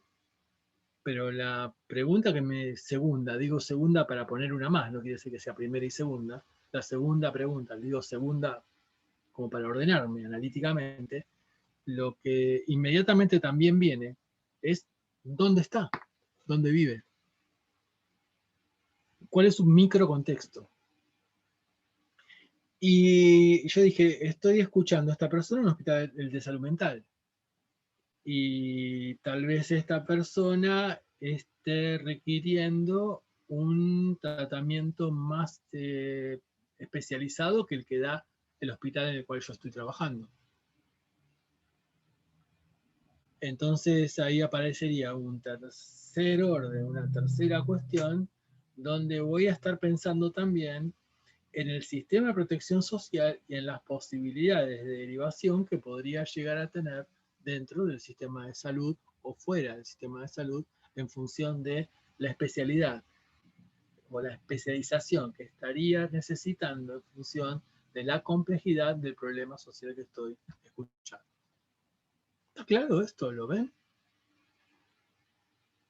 Ahora, esto que estamos dividiendo en tres y que está en muchos textos que les vamos a compartir o que les compartimos, esto es trabajo social, esto es singular. Esto no lo hace la psicología, no lo hace la medicina, no lo hace la pedagogía. No. Si uno se pregunta qué hace el trabajo social, y básicamente trabaja en estos tres órdenes. Entonces, la propuesta de la materia es profundizar estos tres órdenes. ¿Cómo accedo a estos tres órdenes? ¿Y cómo accedo al sentido de estos tres órdenes? Porque para poder acceder a estos tres órdenes tengo que formarme bien en entrevista. Tengo que tener bien desarrollada la mirada y la escucha, cosa que nunca voy a terminar de aprender. Nunca terminamos de aprender eso. O sea, nos podemos aproximar, pero nunca, yo me animaría a decir, por experiencia personal, nunca uno termina de aprender a entrevistar, nunca uno termina de aprender a observar y nunca termina uno a aprender a escuchar, que son las tres cosas a la vez. Uno las separa, pero la entrevista es todo eso a la vez. Y estamos discutiendo lo instrumental en esto que estoy diciendo. Entonces, si uno se pregunta, bueno, ¿qué hace el trabajo social? Yo diría, trabaja con estos tres órdenes. ¿Con qué trabaja? Con problemas sociales. ¿Qué son problemas sociales? Empezamos a discutir qué son. ¿Qué los condiciona? Una enorme cantidad de factores. ¿Pero qué condiciona la intervención? Y la intervención está condicionada por muchísimos factores también, que son objetivos, la institución, las políticas públicas, el contexto, pero también son subjetivos. Tiene que ver con mi formación, con mi capacidad de respuesta. Y también las capacidades de respuesta que puedan tener los otros, por llamarlo de alguna manera. ¿Lo tienen eso? ¿Está claro? Entonces, Una consulta. sí. En realidad una pregunta, Dios, no comprendí el tercer orden. Sí, el tercer orden sería, llamémoslo así para organizarnos, ¿no? Pero en los textos lo escribimos así. Es el sistema de protección social. O sea, si vos estás trabajando, vos estás haciendo prácticas, ¿hiciste prácticas? David. Sí, lo hice en una defensoría de derechos. Perfecto. Entonces, suponete que estuviste en la defensoría y tuviste un caso de consumo problemático. Sigamos con el mismo tema, ¿sí? Escuchaste y trabajaste con el problema de consumo problemático. Trataste de ver a esa persona en función de con quién vive, cómo vive la situación, es decir, situada.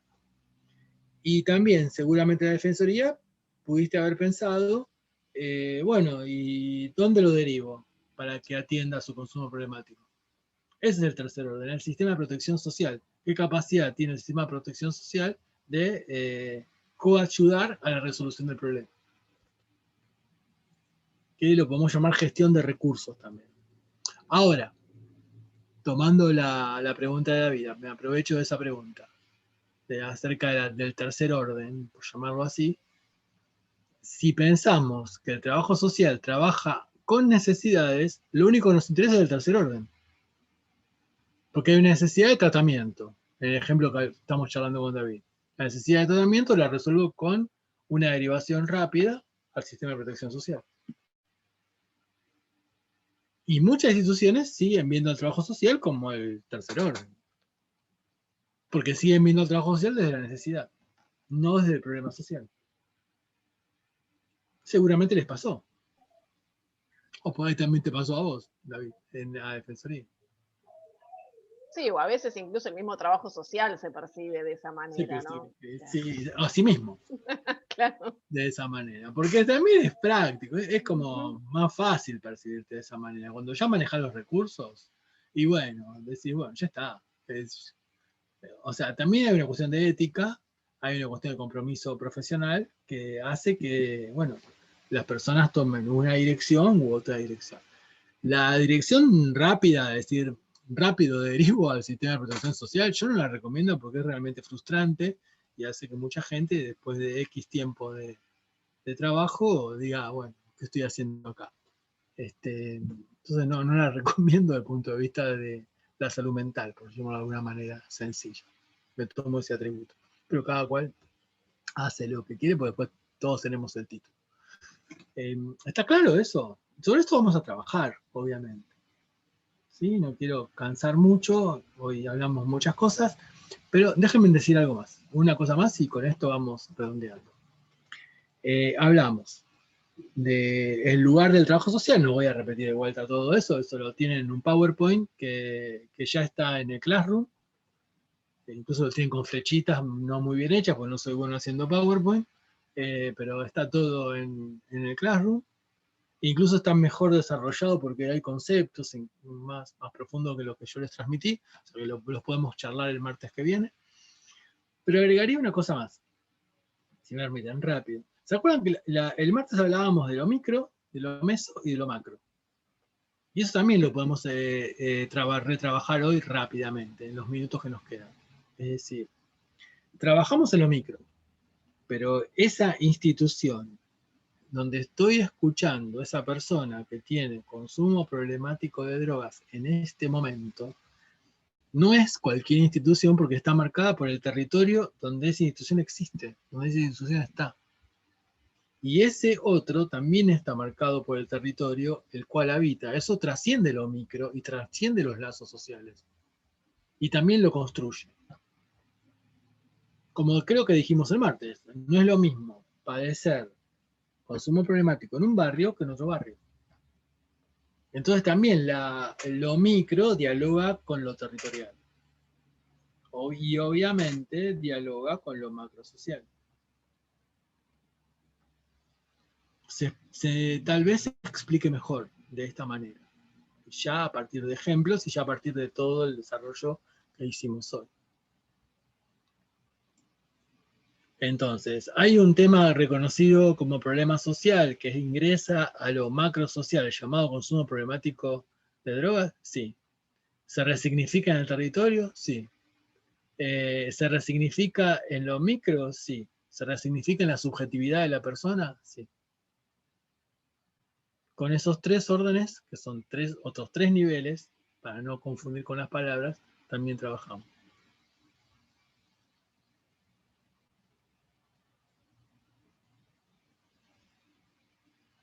¿Lo tienen? ¿Les parece muy agotador esto?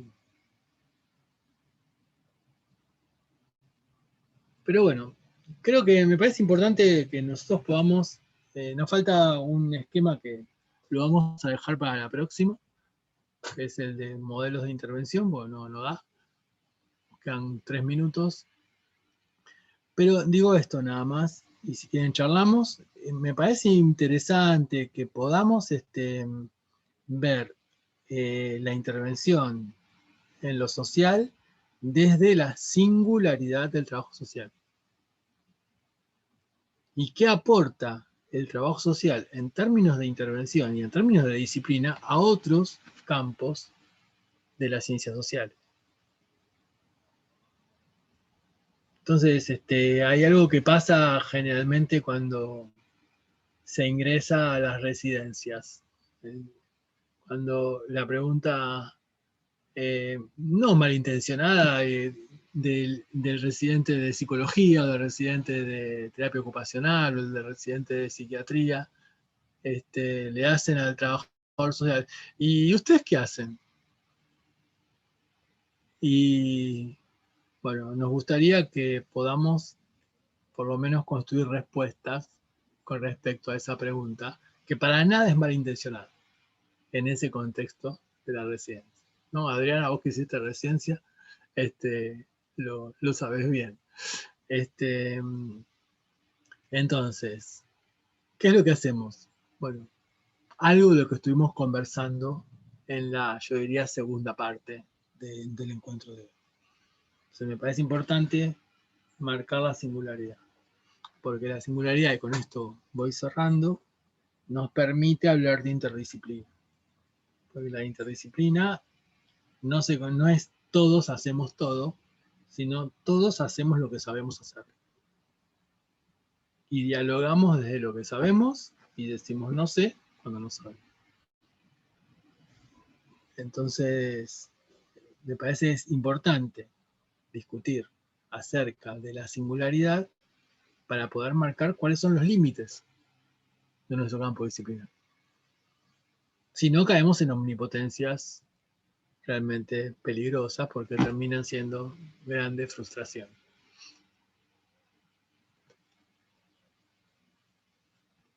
Bueno, nos quedan 1 minuto y medio, 2, creo. ¿Alguna pregunta tienen para hacer?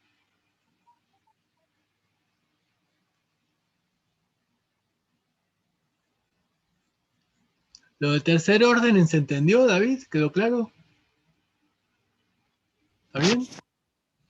Sí, le pregunté sobre eso más que nada porque si bien uno cuando está en la vida cotidiana no tiene un respaldo institucional, profesionalmente lo digo, ¿no? A veces esos órdenes no están bien claros, digamos.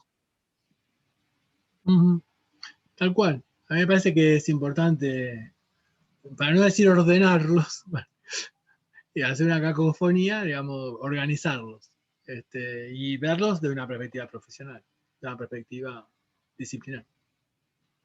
Bien. ¿Alguna pregunta más? ¿En duda? ¿Quedó claro? ¿Seguro? ¿Sí? Bueno, tenemos tiempo para seguir charlando. Este es el segundo encuentro.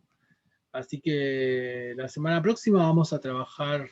Yo no quiero cansar con temas históricos. Ustedes avísenme, los temas históricos son importantes. A nosotros nos encantan. A Adriana, a Maya y a mí nos gustan.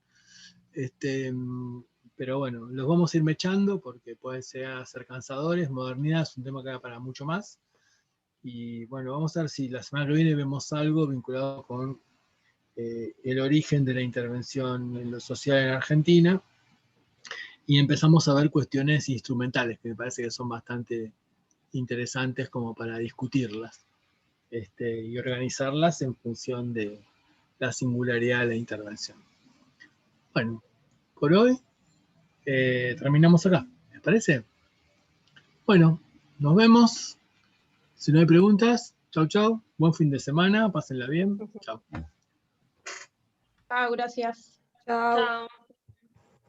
Gracias.